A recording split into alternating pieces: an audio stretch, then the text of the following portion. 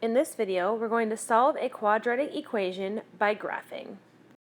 So before we start solving a quadratic equation, let's talk about what a quadratic equation is. So a quadratic equation is an equation that can be written in the standard form of ax squared plus bx plus c, and it's set equal to 0. So this is very similar to a quadratic function. I'm going to put QF for quadratic function, which was something like f of x equals ax squared plus bx plus c, or you can replace that with y equals ax squared plus bx plus c. So we were graphing quadratic functions in the last chapter, and this chapter we're going to solve a quadratic equation. And the only difference really is that this standard form that we saw before is set equal to 0. Now in this form, a, b, and c, so you can see those coefficients right here along with that constant.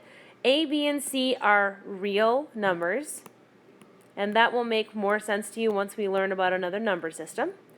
And a cannot equal 0. So b and c could possibly equal 0, but this a value right here must be something other than 0, as anything with a quadratic equation must have an x squared term in it. So keep that in mind as we solve quadratic equations. Quadratic equations must have an x squared term within it. So when we solve a quadratic equation like you see on the screen, we are actually solving for something very specific. So remember, the function version of this is where we'd have something like f of x equals or y equals x squared plus 6x plus 5. So a quadratic equation has this 0 part that it's set equal to. And notice here that we're just changing y to be 0. So what we're really finding here is if you think about a coordinate plane, when we solve a quadratic equation, what we're really finding are the points when y is equal to 0. And that happens on our x-axis. So when we're solving a quadratic equation, when we're setting that quadratic equal to 0, we are actually finding our x-intercepts. And there's a couple of ways that this will be worded. So finding x-intercepts is one. The other way that this might be worded is it might say that you're finding your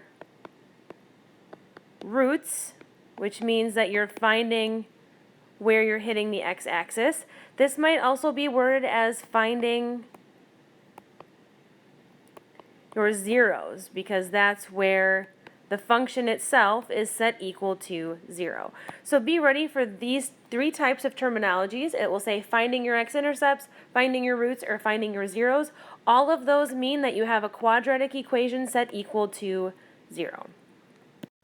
So let's try an example together here. So here we see we have a quadratic equation of 0 equals x squared plus 6x plus 5. And remember, when we are solving a quadratic equation, which is something written in standard form and set equal to 0, we are actually finding the x-intercepts of the function y equals x squared plus 6x plus 5. That's because we're setting y equal to 0. So we're finding the x-intercepts of this particular function. So we're going to keep that in mind because we need to graph this function that I just put a box around in order to find our x-intercepts and therefore find the solutions to this quadratic function. So in order to start, I'm going to create a table because I need to actually form an accurate graph of this function right here. And remember, when I create a graph, I normally find the middle of my parabola first. And when my parabola is written in standard form, like it is right here, I'm going to start by finding my axis of symmetry, which is found using the equation of x equals negative b over 2 times a, or x equals opposite of b over 2 times a. Well, here I can see b is 6 and a is 1. So as a result here, I have negative 6 over 2 times 1, which becomes negative 6 over 2, which is negative 3. So I know that within my vertex, my x-coordinate of my vertex is negative 3, and I need to find the corresponding y value there. So I'm going to take that x equals negative 3, and I'm going to substitute it back up here into my function. So if I have x is equal to negative 3, and I substitute that in, I get y equals negative 3 squared plus 6 times negative 3 plus 5. So that turns into 9 plus negative 18 plus 5. Well, 9 plus negative 18 is negative 9. Negative 9 plus 5 is a negative 4. So I know that my vertex is x is negative 3, y is negative 4. And then I'm going to need to find points around that. So that's the first point I find. X is negative 3, y is negative 4. And I know that that is, in fact, the middle of my parabola. So then I'm going to branch out and find some points around it. So I'm going to go to negative 2 and negative 4 and calculate x is equal to negative 2. So I have y is equal to negative 2 squared plus 6 times negative 2 plus 5. So here I have y equals negative 2 squared, which is 4, plus negative 12 plus 5. Well, 4 plus negative 12 is negative 8, plus 5 is negative 3. So I can see that when x is negative 2 and x is negative 4, I have a y value equal to negative 3. So I'm getting closer to finding my x-intercepts. I just haven't crossed the x-axis yet. So I'm going to branch out again. So I go to negative 1 and negative 5. So if I calculate that, x equals negative 1. So we have y equals negative 1 squared plus 6 times negative 1 plus 5. So that's 1 plus negative 6 plus 5, which is equal to 0. So if I graph those, negative 1, 0, and negative 5, 0, I can now see where I cross the x-axis. So I can see my two x-intercept points. So as we're graphing these, we just keep going until we find the point that lands on the x-axis. Then the points on the x-axis are the solutions to our original equation here. So here we can see we have an x-intercept at negative 5, and we have an x-intercept at negative 1. So those are our two solutions to this original equation. And again, if we plug those numbers in there, we will make that equation true.